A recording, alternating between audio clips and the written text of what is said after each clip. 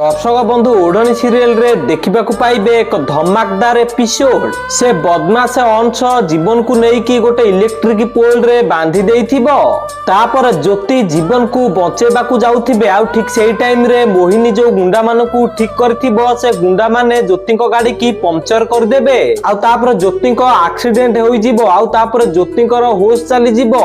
आ तापर ज्योति को होश आसीबा परे ज्योति देखिबे तो राती हे जाइथिबो। तापर ज्योति उठिकी जीवन को बचेबा को जाउथिबे। आ ठीक सेही टाइम रे से गुंडा मान आसिकी ज्योति को पुणी हैरान करबा को लागिबे। तापर ज्योति गोटे बाड़ी आनिकी से गुंडा मान को बाड़े की सेठू भगेई देबे। आउ ठीक सेही टाइम रे अंशर वीडियो कॉल ज्योति को पाखु आसीबो। तापर अंश कहइबो ज्योति समय बहुत कम अछि तम स्वामी को पाखरे, तम स्वामी को तमे देखिबा को चाहिबो। अंश एमिति कहि कि कैमेरा जीवन कार्ड को बुलेइबो। आउ ज्योति देखिबे तो जीवन टंगा होइथिबे। तापर ज्योति जीवन को एमिति देखिकी कहइबे सान बाबू मु जाउची तम पाखुकू। आउ ठीक सेही टाइम रे अंश ताको कॉल को काटी देबे।